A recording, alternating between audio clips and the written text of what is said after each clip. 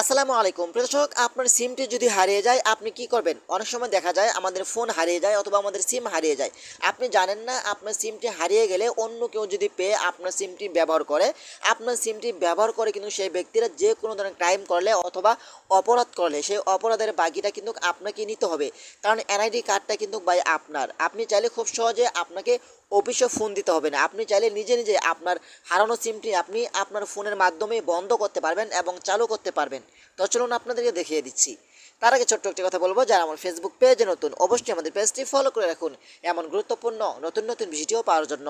আর যারা ইউটিউব চ্যানেলে নতুন অবশ্যই আমাদের ইউটিউব চ্যানেলটি সাবস্ক্রাইব করে রাখুন এবং পাশে থাকা বেল আইকনটি অন করে দিন এমন গুরুত্বপূর্ণ নতুন নতুন ভিডিও পাওয়ার জন্য। আপনি যদি বাংলালিংক সিম ব্যবহার করে থাকেন তাহলে বাংলালিংক অ্যাপসটি আপনি ডাউনলোড করে নেবেন। আপনি যদি রবি ব্যবহার করে থাকেন তাহলে রবি, এয়ারটেল হলে এয়ারটেল, জিপি হলে জিপি অ্যাপসটি আপনি ডাউনলোড করে লগ ইন করে নেবেন। ওকে, তো আমি আপনাদেরকে বাংলা লিঙ্ক দিয়ে দেখাচ্ছি। তো বাংলা লিঙ্ক অ্যাপসটি আমি লগ ইন করে নিলাম। লগ ইন করার পরে উপর থেকে আপনারা থ্রি ডট আইকনের উপরে ক্লিক করবেন, তারপর একটু নিচে আসবেন। নিচে আসার পরে কিন্তু এখানে আপনি পাবেন সিম ব্লক নামে একটি অপশন। এই অপশন উপরে ক্লিক করবেন। সব সিম কিন্তু একই নিয়মে আপনি এই কাজটি করতে পারবেন, ঠিক আছে। তারপর আপনার সামনে এমন একটি অপশন শো হবে, এখানে দেখতে পাচ্ছেন মোবাইল নাম্বার, যে সিমটি আপনার হারিয়ে গেছে।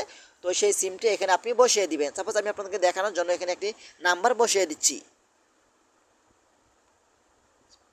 এখানে দেখতে পাচ্ছেন যে আপনার এনআইডি কার্ডের নাম্বারটি এখানে বসিয়ে দিবেন। ওকে, তো আমি এখানে আমার এনআইডি কার্ডের নাম্বারটি বসিয়ে দিলাম। তারপর এখান থেকে আপনার জন্ম তারিখটা দিবেন, আপনার এনআইডি কার্ডের যে জন্ম তারিখটা। তো আমি এখান থেকে আমার জন্ম তারিখটা দিয়ে দিচ্ছি আপনাদেরকে দেখানোর জন্য। ওকে, তো আমি এখান থেকে আমার জন্ম তারিখটি সিলেক্ট করলাম। তারপর এখান থেকে আমি মাসটি সিলেক্ট করব, ঠিক আছে। তো আমি এখান থেকে মাস সিলেক্ট করলাম। তারপর এখান থেকে ওকে অপশনটি ক্লিক করে দিবেন। ওকে, তারপর এইখান থেকে আপনারা কনফার্ম অপশনটি ক্লিক করবেন।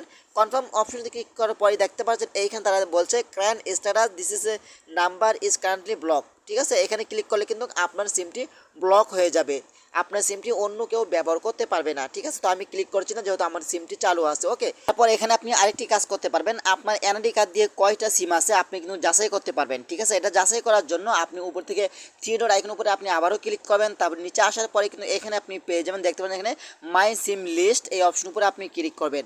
তারপর এখানে দেখতে পাচ্ছেন inter NID or SND number, এখানে আপনার এনআইডি কার্ডের লাস্টের চারটি সংখ্যা এখানে আপনি দিয়ে দিবেন। ওকে, তো আমি এখানে আমার লাস্টের এনআইডি কার্ডের লাস্টের চারটি সংখ্যা দিয়ে দিচ্ছি। ওকে, তারপর এখান থেকে সেল লিস্ট এই অপশন উপরে ক্লিক করবেন। এখানে ক্লিক করার পরে কিন্তু আপনি দেখতে পাবেন আপনার এনআইডি কার্ড দিয়ে কয়টা সিম আছে। তো এভাবেই চাইলে কিন্তু আপনি খুব সহজেই চেক করতে পারবেন আপনার এনআইডি কার্ডের মাধ্যমে কয়টি সিম না আছে।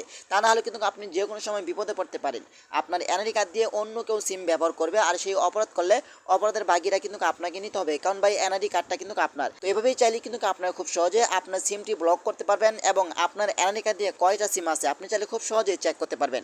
তো আশা করি ভিডিওটা বেশি বেশি শেয়ার করে দিবেন আপনাদের বন্ধুদের মাঝে, তারাও যেন উপকৃত হয়। ধন্যবাদ সবাইকে, আসসালামু আলাইকুম।